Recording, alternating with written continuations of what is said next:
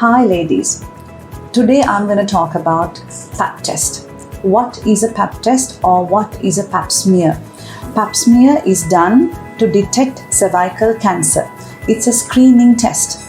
So let's go back. PAP test is first found in the 1920s by a guy called Papanicolaus. Since then, it has been introduced in many countries, almost all over the world, to prevent and to detect cervical cancer. When the word PAP test comes, women always think it's a test that's going to cause pain, it's scary, it's going to hurt. So women usually avoid a PAP test in this part of the world. When you look at the other countries, PAP test is given as a test of routine recall from the primary health care.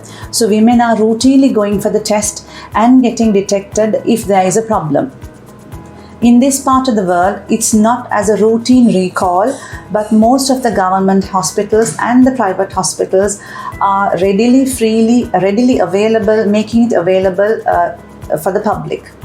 What does PAP test do? PAP test is where a woman will lie down in a reclined position. A speculum is introduced into the vagina to visualize the cervix. Cervix is the neck of the womb. The neck of the womb is about 3 to 4 centimeters long, and the PAP test is where we either brush and take a few cells from the neck of the womb. Those cells are then looked into a microscope to see what sort of cells are they. The cervical cancer on its own doesn't develop overnight. Cervical cancer almost always is because of HPV virus or human papilloma virus. This is a sexually transmitted virus. The virus, once it comes in contact with the cells, usually majority of the women will get rid of it on their own by their body. In some women, it's not done.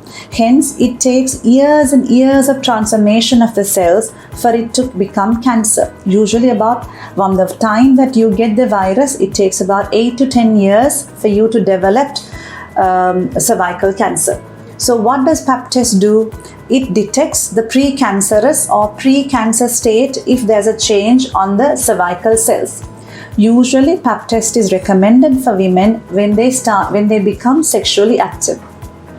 In other countries like in UK, PAP test starts from the age of 25 and it goes up to 45, and every 3 years you keep going until you're 45.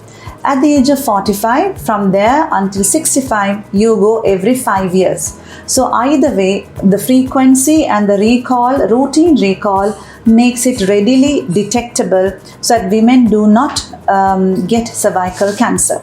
Since the introduction of PAP smear all over the world, advanced cervical cancer has gone down dramatically.